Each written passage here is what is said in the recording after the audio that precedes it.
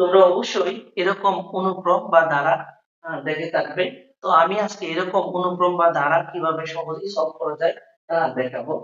এক্ষেত্রে এই ধরনের অনুক্রম বা ধারার ক্ষেত্রে তোমাকে অবশ্যই প্রথমে ডিসাইড করতে হবে অনুক্রম বা ধারাটি কোন ধরনের সংখ্যা পদ্ধতি। আমরা জানি সংখ্যা পদ্ধতি 4 ধরনের: বাইনারি, অক্টাল, ডেসিমাল, হেক্সাডেসিমাল।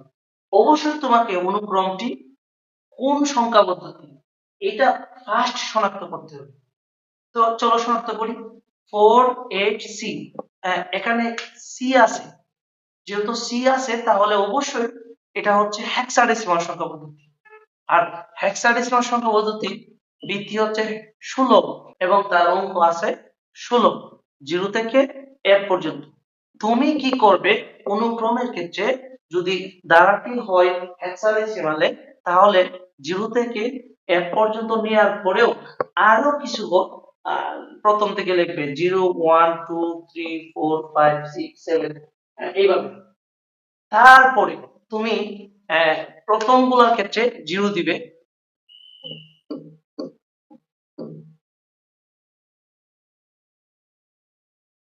হ্যাঁ 0 থেকে f পর্যন্ত 0 দেওয়ার পর তারপর তুমি 1 দিয়ে শুরু করবে।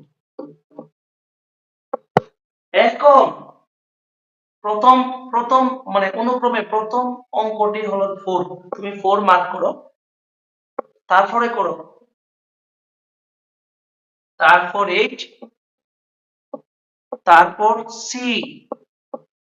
এখন তুমি ব্যবধান মার্ক করো, 4 এবং 8 এর মাঝখানে 3 ঘর, 8 এবং সির মাঝখানে 3 ঘর, তাহলে C4 এর মান হবে কত? 3 ঘর রাখো আগে, 1 2 3, তাহলে 3 ঘর যদি রাখো 3 ঘর পরে হচ্ছে কত?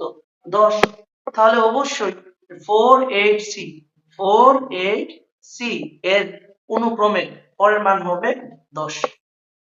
আশা করি তোমরা বুঝছো। তাহলে এটা করো, এটা করলে প্রথমে কত?